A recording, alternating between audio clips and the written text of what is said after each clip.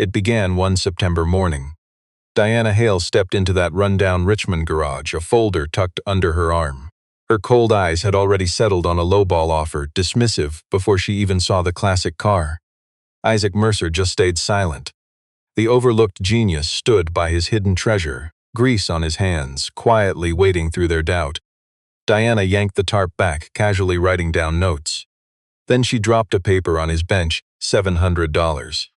$700 for a masterpiece he had poured his soul into for 8 years. Isaac did not say a single word before the heavy garage door rattled open again.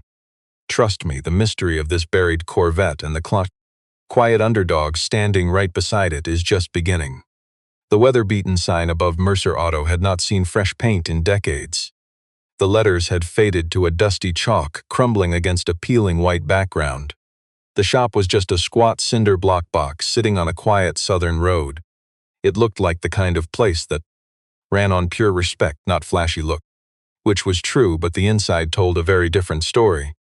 Deep stains marked the cracked concrete, the kind only decades of hard, honest work leave behind. It was pure sweat with zero neglect.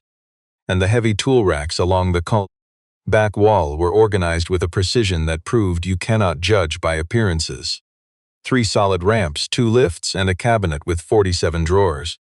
Every wrench sat in its place, easily found by feel in the pitch black.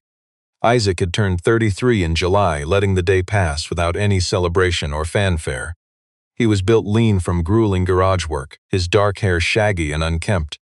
You could see a jagged little scar right on the back of his left hand. A pale, faded trail cutting straight from his ring knuckle all the way down toward his wrist. A racing battle wound he never explained, though honestly, nobody had cared enough to ask about it in years. As the morning began, he was buried deep under the hood of a classic '69 Mustang, fixing a valve stem that had been ruined by some amateur following an online guide who, in his infinite wisdom, had also done a terrible job, judging by the mess left before Isaac. Spread that same clueless confidence across 3 other vital engine parts.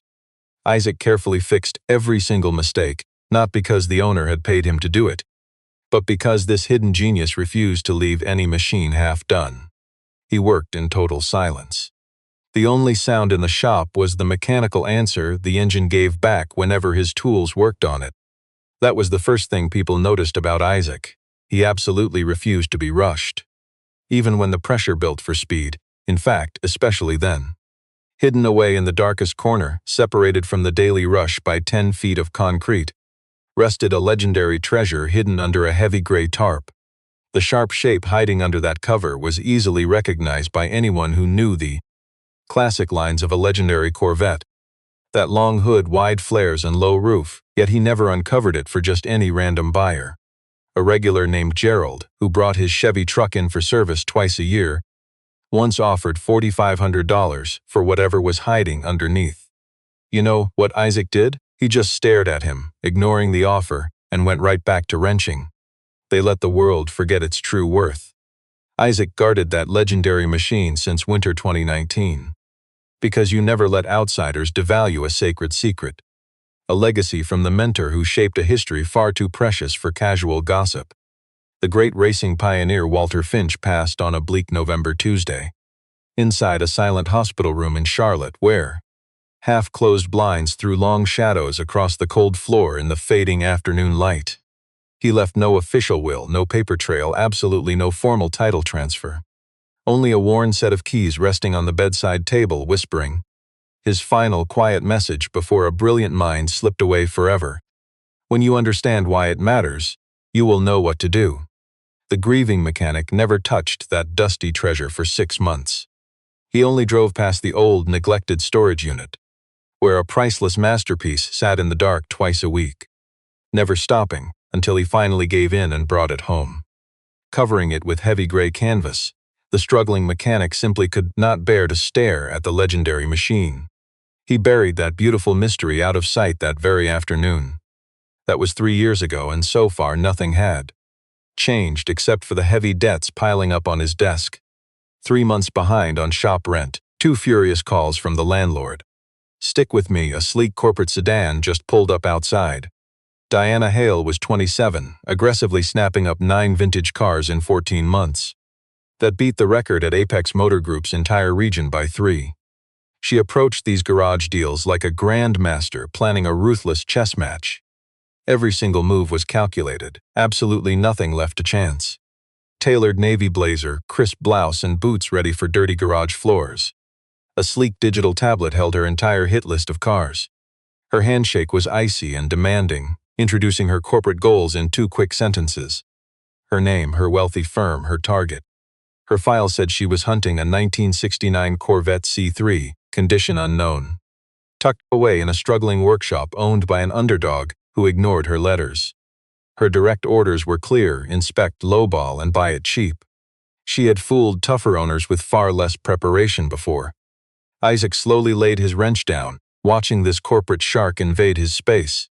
He didn't offer his hand first, giving her one cold shake before going completely silent. She expected resistance, or at least some desperate, emotional haggling. She dismissed the sacred bond people form with a dusty masterpiece. "Let's step inside with them," Diana demanded to inspect the car immediately. Without saying a word, the mechanic led her to the dark corner. He grabbed the edge of the heavy canvas and pulled it away. Underneath lay a deep faded red paint heavily worn down by decades of dust. Like raw, forgotten racing lacquer. A quiet ghost of its former glory, its powerful roar trapped behind years of doubt. The classic chrome on the front bumper was peeling away at the corners. The worn driver's seat was split wide open from age. Rusted metal flaked away, hiding the true treasure underneath. The passenger side glass held a deep fracture that managed to survive long enough to bake into a faint amber shade under years of harsh sunlight. Diana snapped photos from 8 angles, typing data into her shiny new tablet. Her stylus tapped quickly, judging his rare treasure with a cold corporate checklist. It all looked highly professional, assuming you had absolutely no idea what real mechanical work actually required. Isaac stood 3 feet back, watching her in complete silence. She set her tablet on the greasy workbench, opened a folder, and slid out a single printed sheet. Right in the middle sat one deeply insulting offer: $700. She dismissed his treasure, justifying the tiny valuation like a judge, delivering a fair yet slightly reluctant final verdict. She blamed heavy structural rust along the rear frame rails, a swapped transmission, messy registration history, and missing paperwork. That tiny sum supposedly covered the damage and steep restoration costs. Picture this: Isaac looks at the paper, then his Corvette. Then at Diana, showing absolutely no anger or outward frustration. He just observed her the way a mechanic studies a fractured gear, searching for the hidden defect. Finally he spoke. "Do you know what this car is?" Diana simply repeated the rigid script her bosses had written. A 1969 C3 requiring a total ground-up restoration. The cheap payout supposedly matched its worn-out condition. Isaac did not argue, refusing to let her doubt shake his resolve. He calmly laid the paper down like a useless brochure, then walked right back to work on his vintage Mustang. Diana stood frozen beside the dusty workbench for a tense moment, staring at her paper while the rhythmic turning of a wrench echoed behind her. No buyer had ever seen their low valuation dismissed with such quiet confidence. Honestly, that heavy silence felt far more intimidating than loud shouting. She slipped out the side door and quickly called Jason Brandt. The wealthy collector answered on the second ring. Just how he always responded when chasing a rare prize. She told him the lowball offer failed because the stubborn father refused to sign.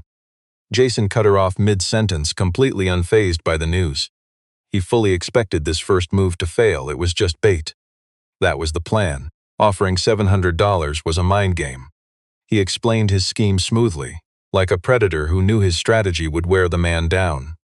It was a psychological trap designed to slowly poison the struggling father's mind while his unpaid bills piled up. "You and I know this game." She would return in a week, expecting his doubt to make that cheap offer look like salvation. Diana quietly asked if they were truly certain about the classic car's identity. Jason smirked. The stamped serial numbers on that engine block never lied. They had already verified it through a shady classic car broker. The type of scout who tracked down legendary racing ghosts in the dark.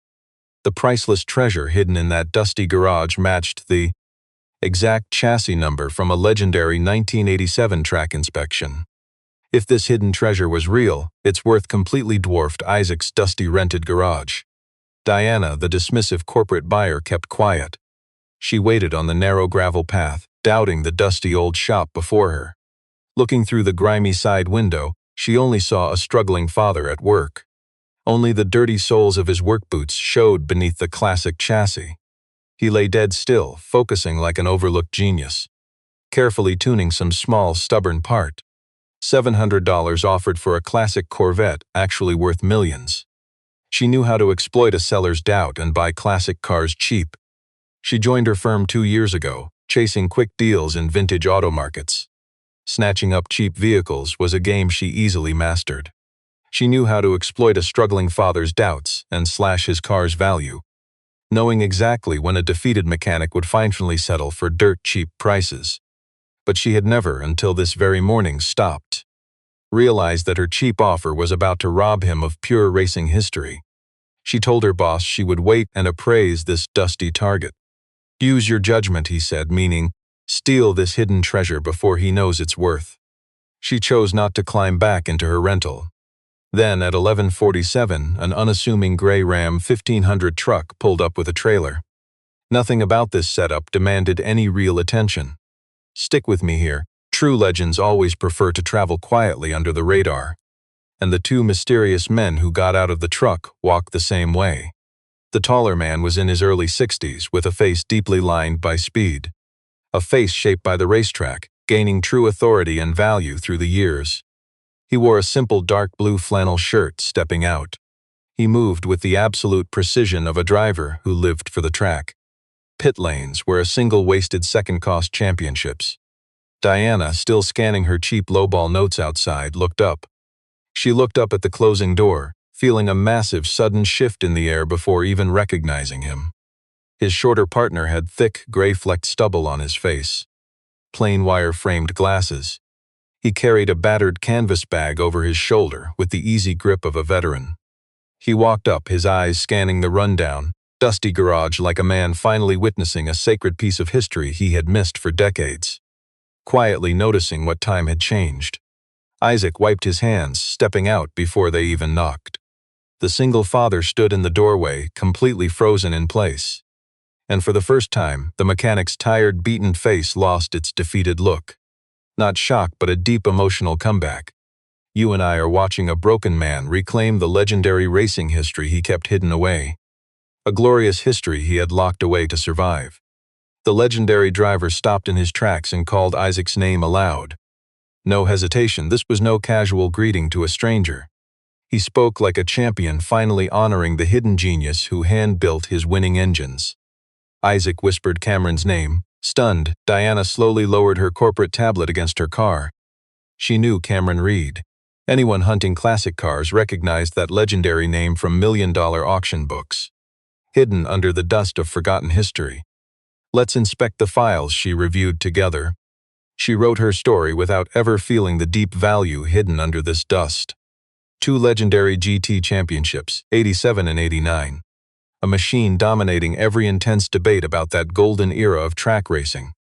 These buyers weren't wealthy snobs just showing up to browse. The shorter man, Adrian, shook my hand quickly, staring past me into my dusty garage. Searching for a hidden treasure, he set his bag on my workbench like a surgeon. He carefully slid out a protected plastic folder. Meanwhile, Cameron walked straight to the back corner, stopping right by my old gray tarp.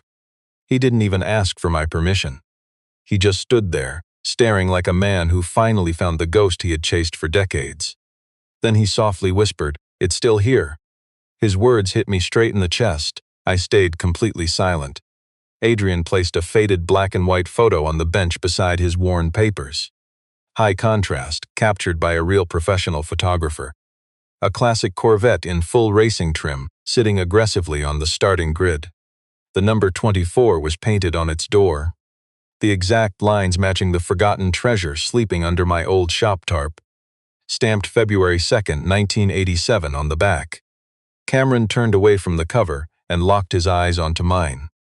"We heard buyers offered you literal pocket change for this legendary machine. Stick with me here, Their doubt hung in my quiet garage, but I kept holding on. Diana stared down at the concrete. I took a deep breath. Come see the engine. Adrian Cole spent 31 years building brutal racing engines before he finally retired. Now he slowly stepped toward my Corvette's bay, like an old doctor walking up to a patient whose history he knows by heart.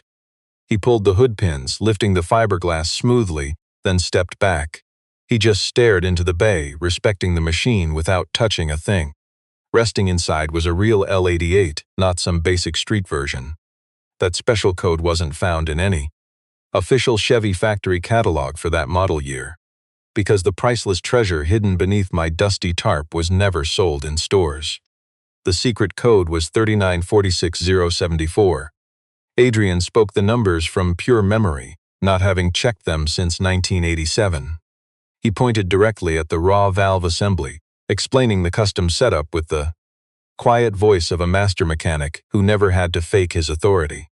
The legendary Walter Finch carved that timing gear completely by hand, using simple scratchpad math and testing it through 4 brutal, oil-soaked track sessions. No high-tech machine shops, no expensive consultants. You and I won't find this tweak in records because Walter hated paper trails. He didn't trust corporate manuals, only trusting the raw scream of a perfectly tuned engine. Believe me, only 3 were ever built, handcrafted for that exact year's championship campaign. The second chassis was entirely destroyed crashing at Road Atlanta in 1989. The driver survived, but that priceless piece of history was gone forever. That third legendary chassis bounced between 4 different owners throughout the 90s. Listen to this, for 10 long years, its hiding spot remained a mystery to everyone, Adrian asked. My dusty, forgotten Corvette sitting right there was the only surviving machine that could actually be verified against authentic factory paperwork. Adrian slowly unfolded the worn document sleeve. Inside sat a laminated technical inspection sheet from Daytona dated February 2, 1987. Frame number, engine block, and the inspector's signature. He placed it on my greasy workbench beside the photograph, laying his palm flat on the wood, keeping them perfectly visible. It was the powerful move of a guy finally dropping proof he had guarded for years. Diana drifted closer to the workbench without really meaning to. Her eyes were locked on that sheet, staring hard at the stamped engine number. I watched her doing the massive financial math she hated but could not stop calculating. That jerk Jason already knew. He kept all the broker's research. He already held the block's casting number. The morning she strolled into my garage waving that sheet, he knew what rare treasure she held. Then Cameron pulled a folded paper from his work shirt, not a copy but an original. The sheet felt soft from decades of care as he smoothed it onto my messy bench. An authentic, handwritten mechanic's service note from 1987. Penned in the exact blue ink filling the old garage logbook I still kept hidden. The frame numbers aligned perfectly, and the engine block numbers matched. The inspector's initials mirrored the certification perfectly. Adrian finally spoke to Diana, staring straight ahead with an ice-cold tone. A comparable C3 Corvette in full race setup. 0 paperwork, absolutely no verified history. Without papers, one hit $290,000 at auction in 2021. But my ignored car actually held the original logbook and technical certificate. A flawless chain of custody tracing right back to the genius engineer who built it. Plus, it remained the last surviving piece of a specific championship-winning racing bloodline. No serious auction block starts bidding below $380,000. As for the absolute ceiling, that just depended on the billionaire sitting in the room. I quietly drank in every single word. I always knew this rusted shell had worth, because a man I deeply trusted once promised me it was important, without ever explaining how massively important. You see, I never chased proof because old Walter never wanted it verified while alive. And honestly, I never learned how to want anything different than what Walter wanted. I finally walked to the driver's side, popped the glove box, and grabbed the logbook. I placed it right into Adrian's hands without saying a word. Adrian opened it up and quietly studied the very first page, recognizing handwriting he had not seen since a smoky Charlotte garage in 1989. He stood completely speechless for 10 agonizing seconds. Adrian flipped to the middle of the book and started reading aloud without even asking. The entry read January 31st, 1987, exactly 2 days before Daytona. The old ink had faded to a soft, dusty blue. But every letter was precise, the way Walter Finch handled the treasures he kept hidden beneath years of dust and doubt. Wrapping up the last valve inspection at 11 at night. Isaac kept turning wrenches until 2 in the morning, purely by choice. That kid hears things I miss. If the engine acts up, let him inspect it. Total silence filled the garage as Cameron just stared at Isaac. He never offered praise to any other mechanic on that crew. Everyone knew he kept a secret apprentice, but nobody guessed it was you. You and I are uncovering history that never made the pages of any catalog. A truth locked away strictly inside that ragged old logbook and in the memory of those 2 racing legends who traveled out of state to this forgotten dirt road garage. Isaac was only 19 when Walter Finch first forced a heavy wrench into his dirty hand, commanding him to truly listen before even touching the engine. He was no paid employee, simply appearing at a garage Walter used for winter builds. Staying near the bay, he watched for 20 straight minutes before the old master noticed. And Walter never once told the kid to leave. That quiet moment started it all, planting seeds for the massive discovery waiting today. He worked right beside Walter during the last 2 years of that championship run. Never as a paid crew member with absolutely nothing put down on paper. Finch deliberately kept the boy safe from the ruthless gears of professional racing. Because the corporate racing world loves rigid rules. Rigid rules that completely destroy the real magic. Even at 19, Isaac understood this truth, never questioning their quiet agreement. By 2015, Walter had fallen terribly sick. Isaac received 2 massive job offers, including one from a wealthy racing crew in Florida, and another from an elite classic restoration shop down in Nashville. He rejected them both instantly, without a single moment of doubt. He took just one afternoon to think before giving them a firm refusal.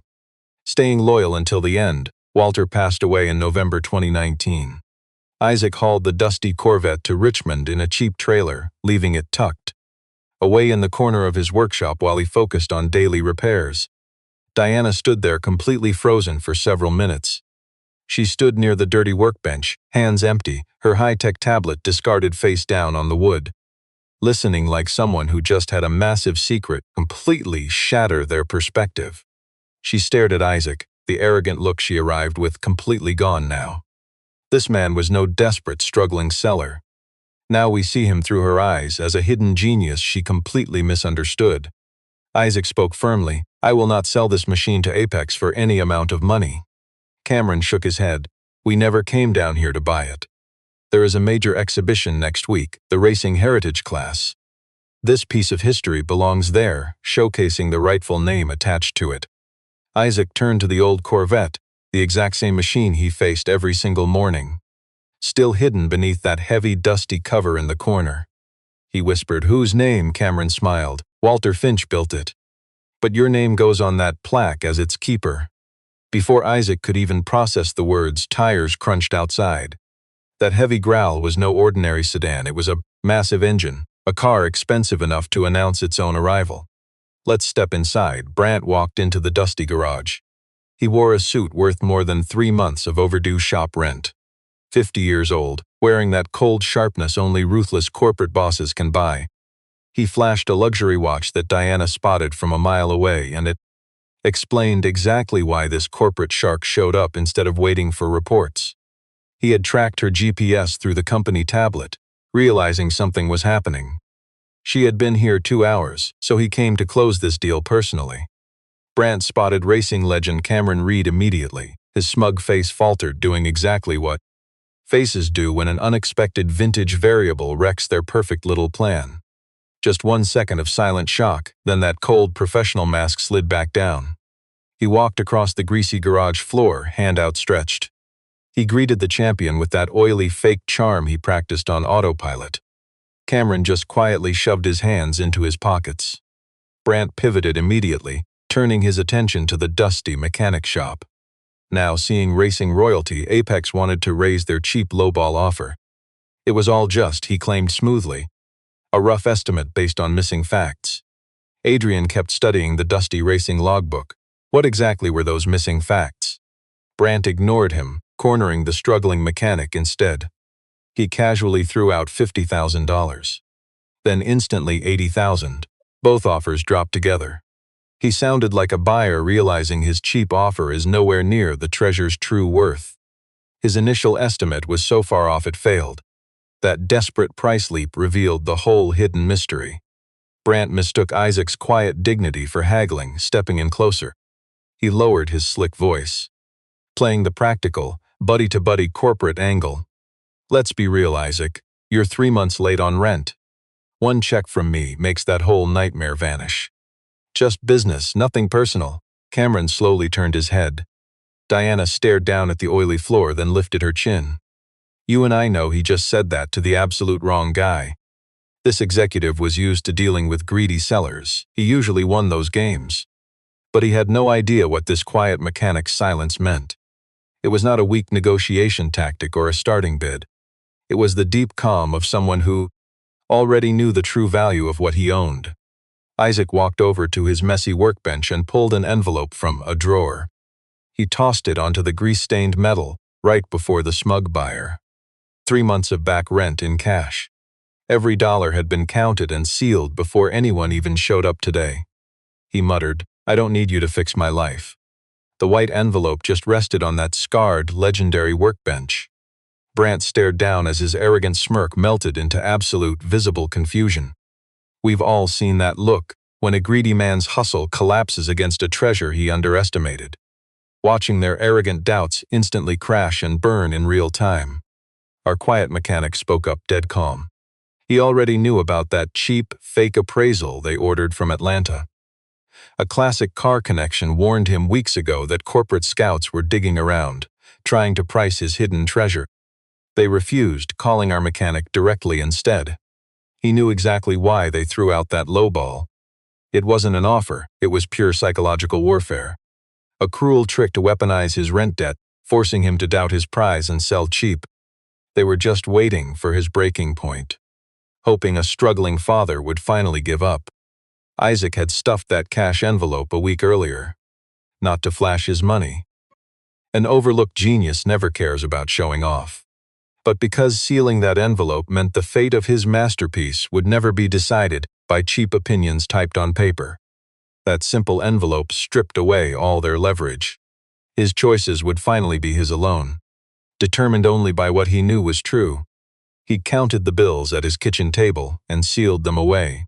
He shoved the envelope into a drawer, waiting for this exact moment to prove them wrong. The quiet father slept peacefully after that. Secure in his own value, he watched the buyer's smug face completely fall. Jason stammered that nothing was signed, that no one was forcing him to sell, that their insulting offer, while dirty, was still legally fine. He mumbled it like all guilty people do, spouting technical truths once their scam collapses and they scramble to run. Then the racing icon spoke up. The legend didn't shift an inch, standing firm without even needing to raise his voice. He said, you knew what this legendary machine was. You knew its history, yet you walked in offering $700. Whatever you call that is your own business. No cheap theatrics, just the raw truth cutting straight through their doubts. You and I know what comes next. Adrian spun his laptop around. A massive 2021 auction record glowed on screen. A rare race-trim Corvette C3 Classic. Sold for $290,000. He slammed the laptop onto the workbench and stepped back. No one had to explain what that price meant for the dusty treasure sitting right there. Jason looked at Diana, but not to plead for help. It was the panicked, helpless reaction of a man who thought he ruled the room, only to watch a quiet mechanic completely flip the script. Diana held his gaze, then looked back at the priceless, dusty masterpiece. Defeated, Jason headed straight for the door. He paused, trying to find some final words, but just walked out into the sun. The door didn't even slam. It softly clicked shut. Remember, never let anyone else define the value of what is yours. Which honestly stung even deeper. Isaac stood beside the dusty Corvette, his hand resting gently on the faded roof, holding it close the way a father protects what he truly values. His gaze remained fixed on the heavy garage door, but you could see no trace of triumph on his face. A long, heavy silence fell over the room after that. The dusty workspace held that thick silence that only settles after something massive has finally broken open right before reality kicks back in. Adrian placed the old racing logbook on the bench, closing it gently, treating it like the priceless treasure it was. Let us look closer. He flipped gently to the middle without even asking. He began reading aloud, his voice low and completely free of pretense, carrying the quiet weight of someone who finally saw this hidden history. February 1st, 1987, the tense night right before Daytona. Final inspections complete, Isaac stayed until 2 a.m. completely unprompted.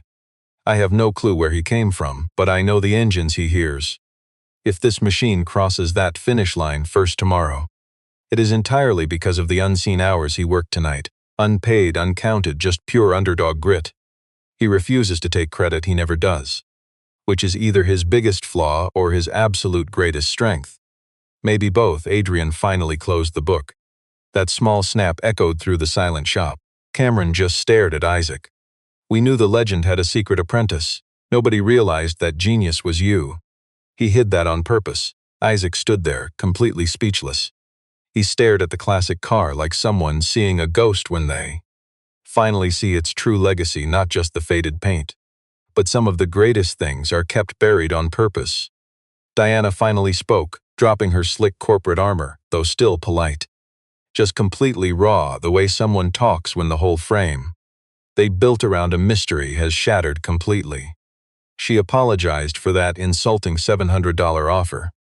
She had trusted standard market forms and cheap opinions, completely missing the golden history covered in dust right under her nose, never asking why this forgotten vehicle had such strange modifications. Isaac studied her face, then said, I know you had no idea. No anger, no comfort either. Just a hard truth from a tired father who watched her dismiss his treasure and gave her a pass.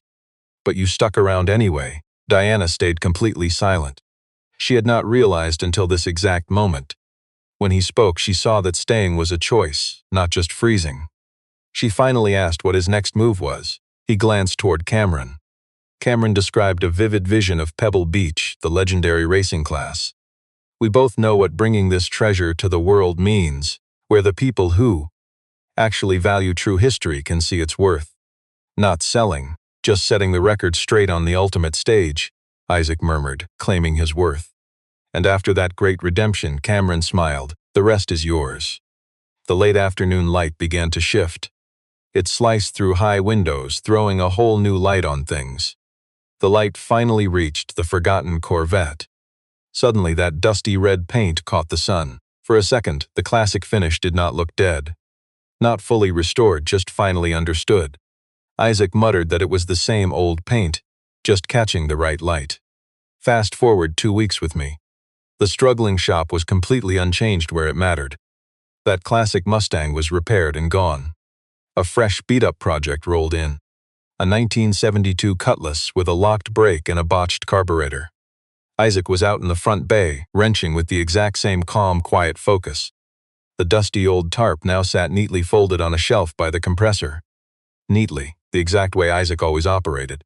He just spent 4 tough days getting that historic Corvette ready to ship, not fully restoring it. He never polished the faded paint, ignored the rusted chrome, and refused to swap any original parts. He simply cleaned every single inch with extreme care. The kind of deep clean you do to honor a true racing relic, not erase its history. He relied on soft cotton rags and the basic detailing compound he used on ordinary cars.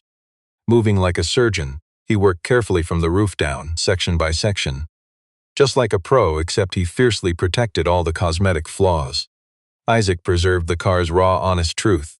That ugly crack in the passenger glass remained untouched. The torn leather split on the driver's seat stayed. Those deep scratches raking across the right quarter panel were fiercely left alone. Battle scars from Road America in August 1987 stayed visible, backed by a blue ink logbook.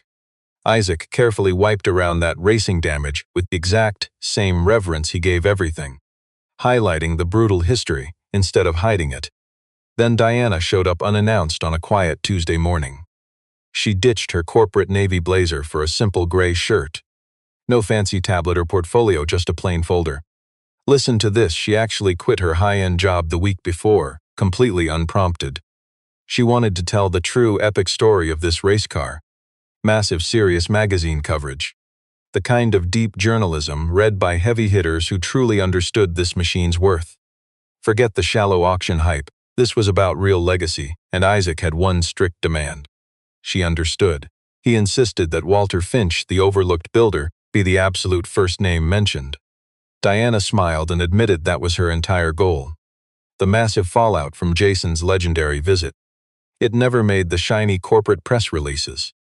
News traveled the way it always does in tight circles. Quiet, late-night phone calls between wealthy collectors. Private email chains flying between the massive auction houses on the East Coast. We are talking about a secret so powerful it completely skipped the media because the only people whose opinions actually matter are already standing together. 3 blind corporate suits at Apex Motor Group quietly lost their jobs. It happened days after they arrogantly dismissed the treasure in Isaac's garage. Let's look closer.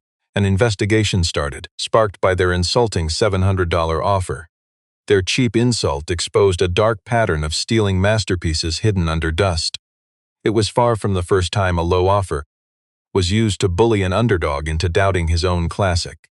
But that week, Isaac received a small envelope in the mail, postmarked from Charlotte. There was no return address. Inside lay a faded photo he had never seen before. It showed him at 19, standing with racing legend Walter Finch looking into an engine bay. The Corvette's iconic red paint was barely visible on the edge of the frame, hiding in the shadows. Then he saw the handwritten words he knew better than his own. "This kid is going to do things I do not have time left to do." Isaac silently stared at those heavy, powerful words for a long time. Finally, he safely tucked it into his wallet, keeping this incredible piece of racing history hidden until the right moment. The day of the big transport began very early. Richmond in September before 6 a.m. has a quiet, low light that creeps in, softly from the east, breaking through a thick, heavy haze.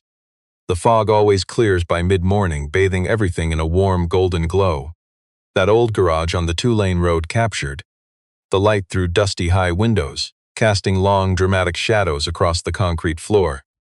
Isaac was already waiting at his worn workbench when Diana arrived, holding a heavy wrench, though he had absolutely nothing left to fix.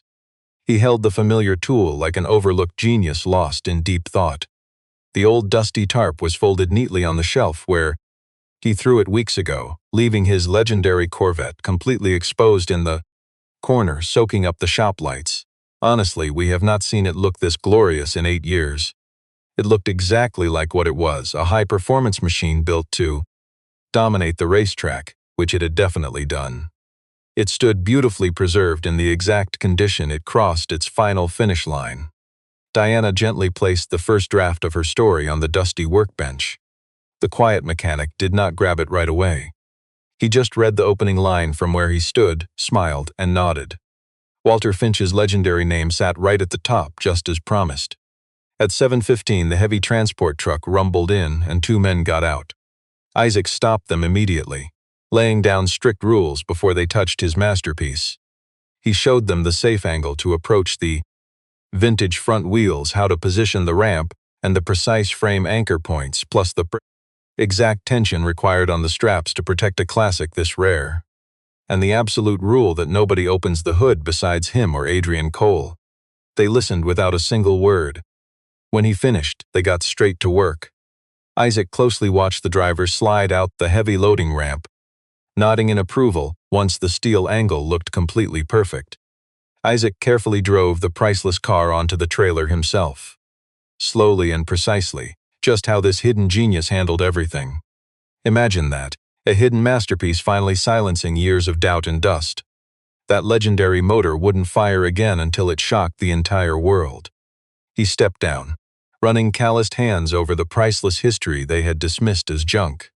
Diana watched from the open doors as they secured the ultimate hidden treasure. She smiled softly. He would have been proud. The struggling father watched them ratchet the final tie-down into place. He let the heavy truth settle the way he let other people's doubts simmer before he ever replied. He waited until the heavy steel gate locked and the chains tightened. Then, staring at his priceless machine through the glass, he quietly whispered, I know. The massive transport rig rumbled out, carrying his truth down the blacktop, disappearing past that old oak tree in under 60 seconds. Let's realize something. His humble workspace stood wide open, emptier than ever before. Morning light flooded straight through the open doorway, with no dusty treasure blocking it anymore. He stood right at the threshold, holding that same old wrench, knowing he never let their doubts define his worth.